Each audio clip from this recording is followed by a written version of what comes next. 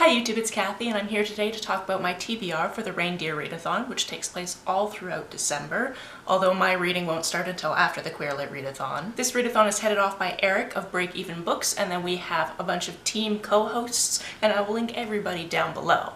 I ended up on Team Candy Cane, and they are very fortunate to have me because I'm going to get all of the points. This is a readathon with 9 major prompts and then a couple of extra ways to get extra points, and each prompt has a point value. So let's just go through the reindeer and I'll let you know what I'm reading for each of those prompts. First we have Dancer, which is a one-word title, and for this I'll be reading Frankenstein. This is a Frankenstein retelling that takes place in Brexit Britain, and a young trans doctor is falling in love with a celebrated professor, Victor Stein. This professor has been leading the debate in AI. Meanwhile, Ron Lord is divorced and living with his mom again and trying to make his fortune by selling sex dolls. Meanwhile, across the Atlantic in Phoenix, Arizona, there is a cryogenics facility that is filled with dead people that I'm having a feeling are going to come to life again. It sounds like a super weird premise, but I am always here for a retelling. Next, of course, if you know the song, we have Dancer. This is meant to be a book that is companion or a sequel to another book.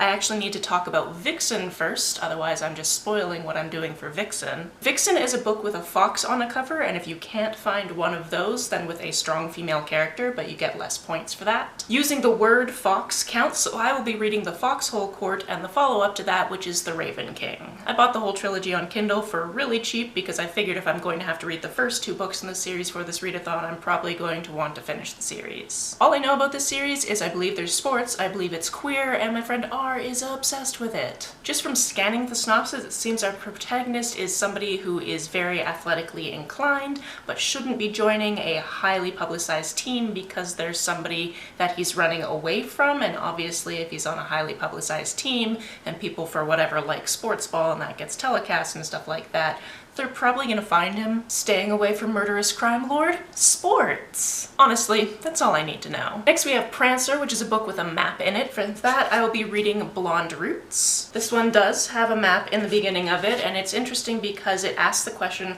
what if history of the transatlantic slave trade was reversed and Africans enslaved Europeans? Most of my physical books on this TBR are actually from the Life's Library Book Club. I'm really good at getting the books and being excited to read the books, but not actually very good at working them into my TBRs. Something I wanted to do in December was work them into my TBRs, and I did a really good job because 4 to 10 of the books I'm going to talk about are from the Life's Library, including this one. Do I have other Life's Library books I still need to read? Yeah, I do, but this is a good start. Next we have Comet, which is a book that you find intimidating, and for that one I'll be reading Mountains Beyond Mountains.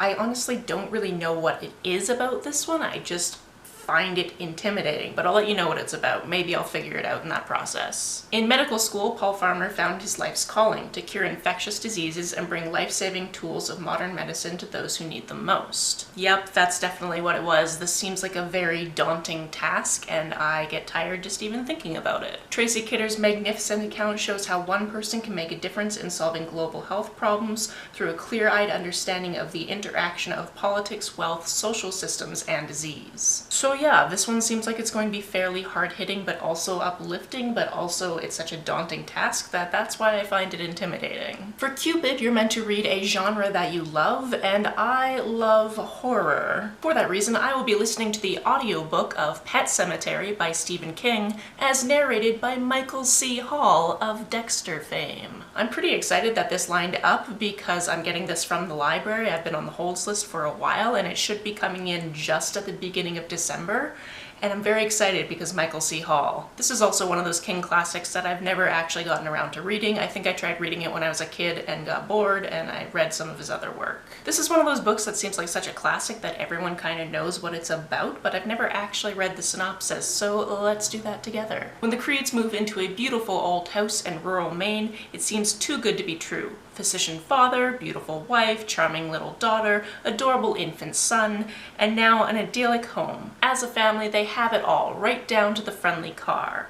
But the nearby woods hide a blood-chilling truth, more terrifying than death itself. and hideously more powerful. The creeds are going to learn that sometimes dead is better. I think that the general social understanding of this book is a pet dies and then comes back to life, and that's terrible. I will find out while I listen to the book if that's true. Next we have Donner, which is a book that has something hidden inside. For that one I will be reading The Yiddish Policeman's Union. This book not only has my stuff from the Life's Library in the beginning of it, because that's where I like to keep it, including a bookmark that matches the book, which I will definitely be using, but it also has this beautiful art inside both flaps. This is the only time that French flaps are acceptable to me, because I hate French flaps, but if you're going to put art in there because of them, then I'm here for it. This one, when I originally received it last year, I'm so bad at reading my Life's Library books, as we've already discussed, came with tea, which I will definitely be drinking while I read it, as well as a poster that fit the art of this book, which was very cool. For 60 years, Jewish refugees and their descendants have prospered in the Federal District of Sitka, a temporary safe haven created in the wake of the Holocaust and the shocking 1948 collapse of the fledgling state of Israel.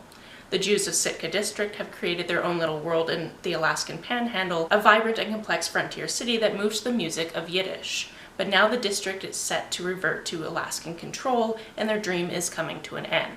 Then it indicates that we're following a homicide detective, and there's a gripping whodunit, and I am excited. Next we have Blitzen, which is a book with a sort of struggle, and for that I'll be reading Stories of Your Life. This is a collection of short stories. One of them is the short story that the movie Arrival was based on, so I definitely know there's some struggle here. Struggling to understand a completely different extraterrestrial language, for example. Again, this is a fourth Life's Library book that I just haven't gotten to, but I feel like that's also in the spirit of Life's Library. It's a collection of books that you will eventually read over your life, so I don't feel too badly. I'm also terrible at Discord, which is where we're supposed to have our chats about these books, and yeah, because I live in Canada, I don't necessarily get the book on time before we're supposed to start reading the book, all of that type of thing.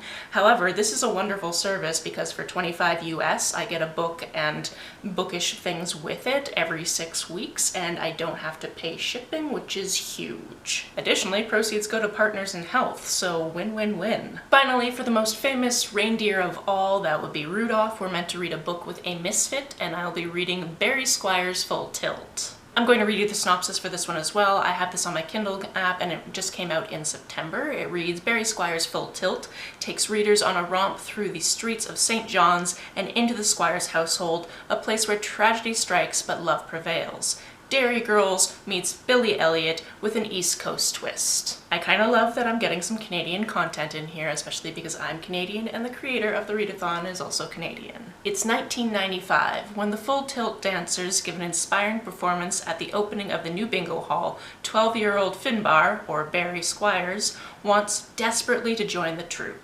It's all about a kid that wants to become an Irish dancer and his parents don't believe in him. I am so excited. As I mentioned at the beginning, there are a couple of bonus ways to get extra points for your team. The first one being the Christmas star, which is the entire reason I am wearing this star shirt right now, to be honest. My outfit is ridiculous because I'm wearing this nice button-up star shirt on top, but then I am wearing star socks and then like jammies. So I'm very comfortable inside my own home. You get the Christmas star bonus if you read a book over 500 pages, and it has to be one of the books that's already on your TBR. So this is not another book on top of your TBR that is over 500 pages. Pet Sematary is 580 pages, so that counts. If you want the Slaying It bonus, which is the most points you can get from a single prompt, you have to finish all of the books on your TBR and then redo one of the prompts. That means I'm going to redo Cupid, which is read a genre that you love. The genre that I picked before, as we already know, is horror, so I will be reading The Midnight Club by Christopher Pike with my friend Desiree from Libri Labra. I talked all about this book and 11 other Christopher Pike books in my recent haul, so I'll link that in places for you.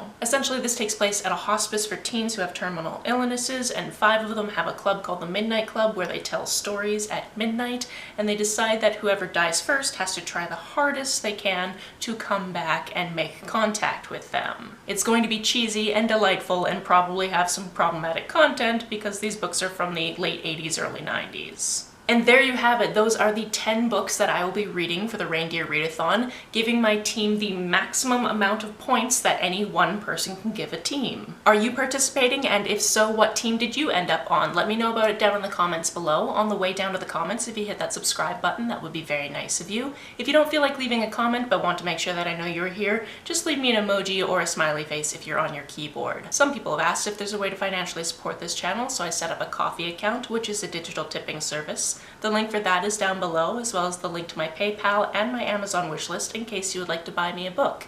You can like and share this as you see fit, and I will see you very soon. Bye!